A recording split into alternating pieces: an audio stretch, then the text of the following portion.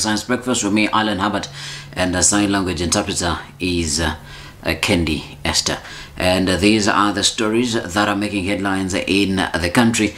And this morning we started off with bandits attack Ngaratuko village, a second day running. Now understanding and ending banditry in the North Rift region, despite the government launching an operation in to flash out cattle rustlers 8 months ago. For the second day running, bandits have attacked Ngaratuko, a village in Baringo North, making way with an unknown number of livestock. Here are the pictures of the harrowing situation in Baringo.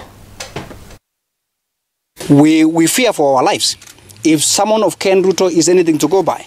And this is purely intimidation by the state on what we do daily.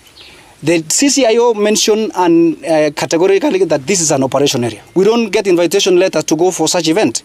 We cover for the people.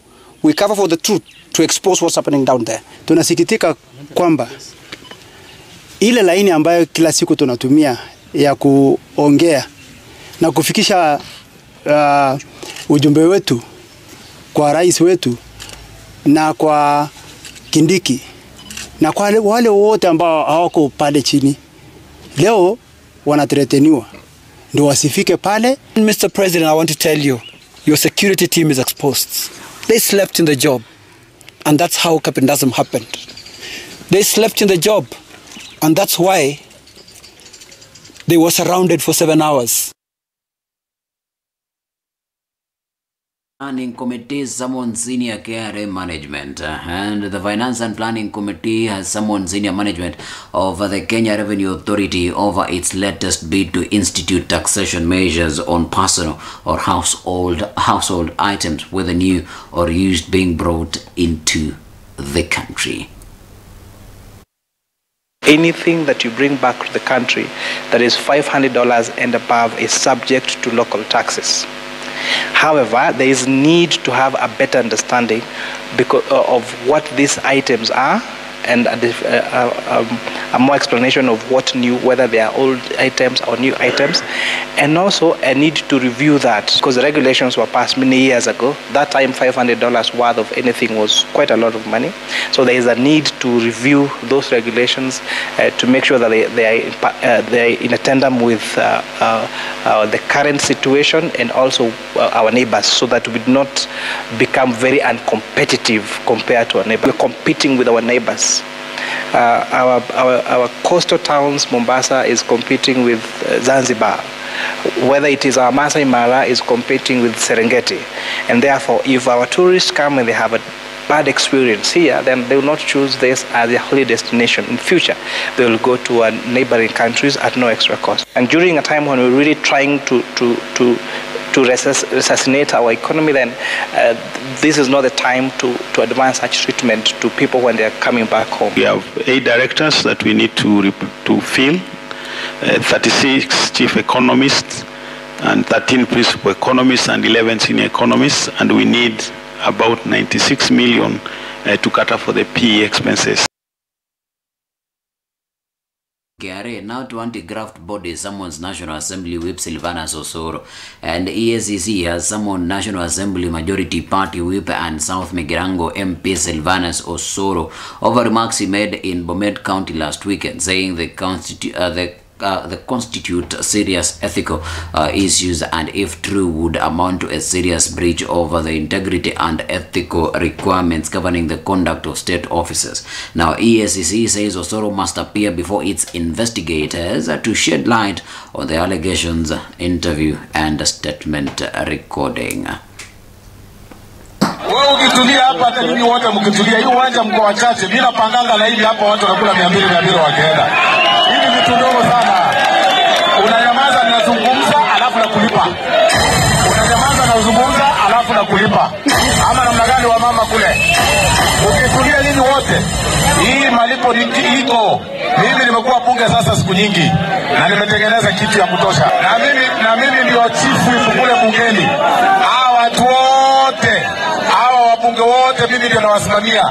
Na wakitaka hata kuenda ng'ambo lazima wakuje kidogo kwa ofisi yangu, wananiachia yangu ndio wanaenda.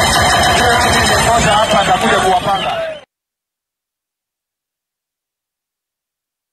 campaign medals to World War veterans. And World War veterans who were presented campaign medals by King Charles during his visit to Kariako War Cemetery, Commonwealth War Graves, in an act of remembrance of soldiers who supported Britain's efforts in both world wars, want the royals to award them with a comprehensive welfare package. Here are the full details. I was a PJI, parachute jumping instructor. I dispatch the troops to go out, then I follow them, we go for a mission and do the things we want. We search for the enemy. When we get them, we clear them or we capture them. So that was our work, to defend the country. Niko hapa kama kijana ya mzee John Kavaya Chaga ambaye alikuja hapa ni kwa ajili ya kutunukiwa medal wakati alikuwa katika vita za Second World War. Huko Obama alitembea sehemu mbalimbali lakini hakutunukiwa. He was a communicator, alikuwa anasimamia upande wa mawasiliano. Communicator. There was no technology. People were just using manpack, you see. Everything you do with manpack. But nowadays there is vehicles, there is planes, you see. So the work is very easy. President Ruto says absentee landlords in Mombasa to be bought off. Now, President William Ruto has told residents of Mombasa that soon absentee landlords will be bought off and their parcels of land are subdivided and given to landless residents in the area. Now, the president, who began a 5-day tour of the coast, also promised an itinerary of programs aimed at uplifting the youth of the region, especially the jobless. Here is the president in the coastal region. Niliwaambia ndani ya miaka mitano tutapanga hiyo kazi. The first 1 billion shillings tayari imewekwa kwa budget. Tunataka kupanga vile absentee landlords wote tutawalipa pesa ambayo ni mpango ya serikali, alafu ile ardhi tuwagawie wananchi wenyewe waweze kuendesha na maisha yao, wawache kuishi kama maskota. Baadhi ya mabwenyenye wengine ambao tumekubaliana nao na serikali ya county, sisi tunasema kwa tunachukua jukumu, tunafanya mapping wale walioko pale, tunaangalia njia kuongea na financial institutions, watu wakilipa land rates kidogo wanalipa na ile deni ile ambayo kwamba ya kununua ardhi, watu waweze kuwa na rasilimali yao. Kesho mimi naenda kuanzisha pale Shimoni, naenda kuanzisha fish port, mahali ambapo tumeweka karibu shilingi bilioni 2 kupanga vile tutavua samaki tuuze hapa Kenya na tuuze katika masoko mengine ya nje. Hiyo kazi nakadiria kwamba itachukua miaka 2 itakuwa imekamilika, kwa sababu nimehakikisha ya kwamba heshima ya Kenya na ardhi ya Kenya imewekwa mahali pazuri. Ndio sababu leo hapa Mombasa mahoteli yetu yote imejaa.